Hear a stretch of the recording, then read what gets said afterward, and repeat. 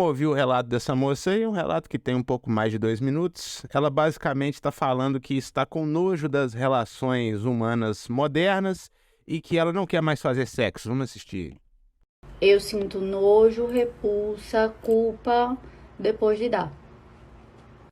Vídeo passado eu falei pra vocês que faz muito tempo que eu não faço nada e eu não tenho de praticar novamente até que eu encontre alguém que eu acho que vai respeitar meu corpo do jeito que eu quero ser respeitada.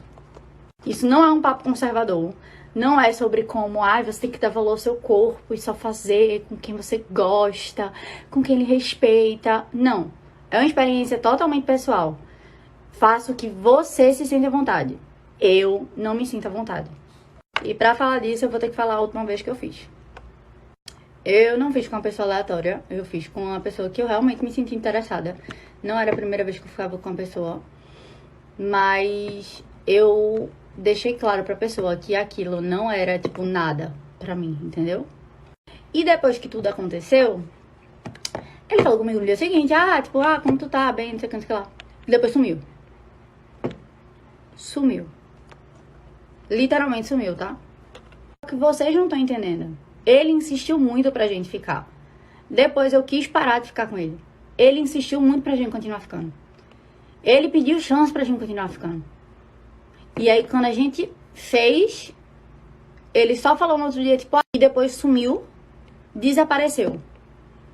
E eu, como sou inexperiente, não tenho problema em falar que eu sou inexperiente, só fiz com 2 pessoas antes dele, comecei a cogitar a possibilidade de que o problema seria que eu não sabia fazer aquilo. Eu disse, realmente eu devo ser muito ruim nisso, né? Porque a pessoa sumiu. Gente, eu pensei em tanta coisa em mim que podia estar errado. Até eu entender que não tinha nada a ver comigo. Que pra ele tava tudo bem.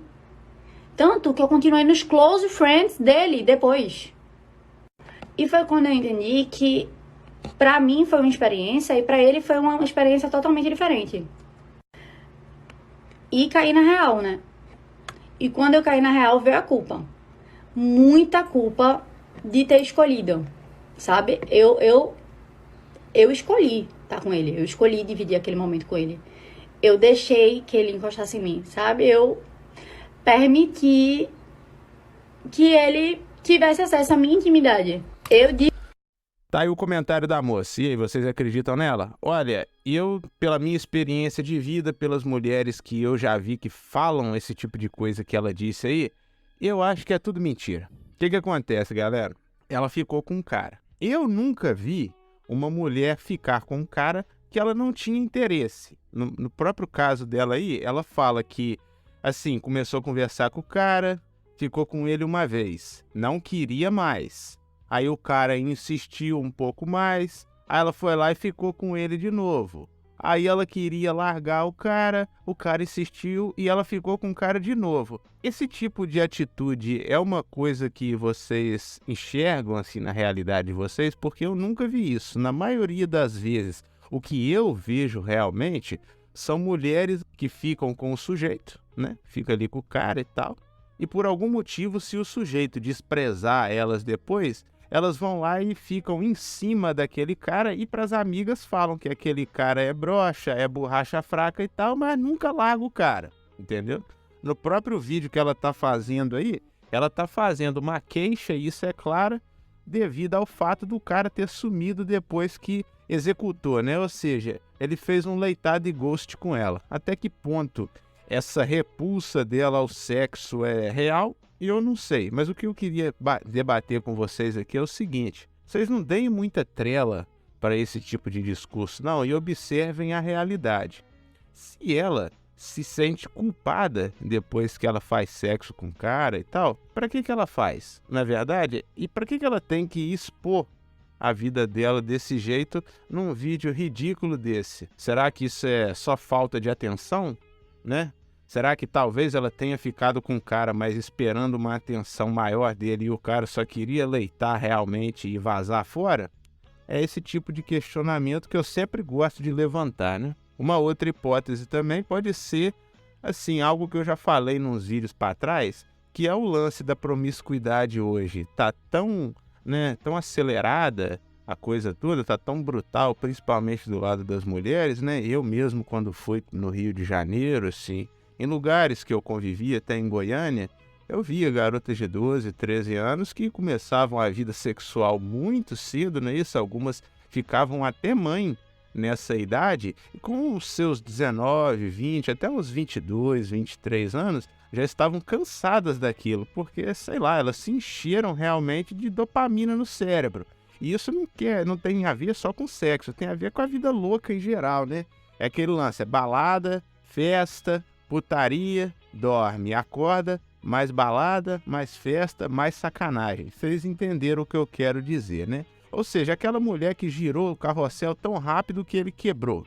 Essa é que é a verdade. Isso tem acontecido bastante. Teve até um caso de um inscrito que eu conversei com ele esses dias no Instagram. Inclusive, quem não seguiu, segue lá, porque se vocês quiserem pedir dicas de comentários e tudo mais, é lá que vocês têm que ir.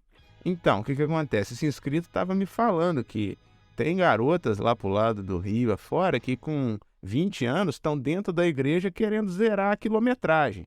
Aí sempre sobe para quem? Pro Miqueinha, pro Beta Provedor. O cara que vai na igreja, entendeu? Ele acha que lá dentro ele vai conhecer uma garota que é diferente das que ele conhece no mundo. Mal sabe eles que o que ele vai encontrar lá é algo do mesmo nível ou até pior. E isso até é uma crítica que eu faço a algumas denominações, tá, pessoal? Que elas praticamente querem obrigar o cara ali a se casar. Pega um menino de 19, 20 anos que ainda não tem namorada e tal, eles praticamente jogam as fiéis naquele sujeito. E tem que casar rápido, não tem tempo de conhecer, não tem nada. Juntou, casou e acabou, entendeu? Essa é uma crítica que fica aí, porque, sei lá, parece que as pessoas têm uma imagem romantizada de como era 50, 60 anos atrás, sendo que até naquela época não era essa perfeição toda.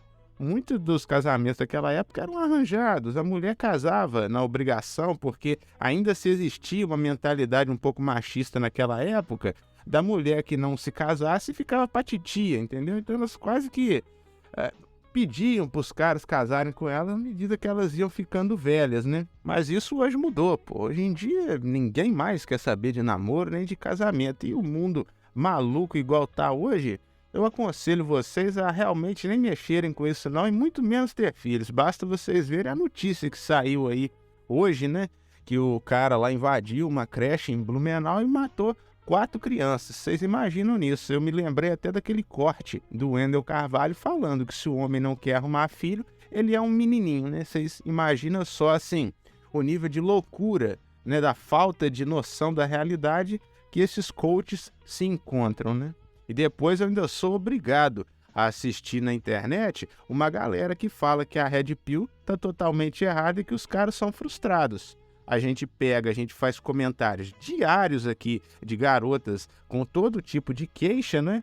Queixas igual dessa moça, queixas de mulheres velhas que não encontram marido, queixas de que o mundo tá muito louco. Mas quando elas são novinhas e estão aproveitando da beleza dela com os shads, né, e angariando vantagens, seja lá ela qual for, para elas tá perfeito, tá tudo ok, entendeu? Aí depois, né, que o histórico do carrossel começa a fazer efeito na vida delas, vem o choro. Enfim, pessoal, mais um trabalho aí do Chad Vader aí. Valeu, fui, sigam o canal e ativem o sininho. E me sigam no Instagram, hein? A coisa tá começando a ficar boa por lá. Valeu!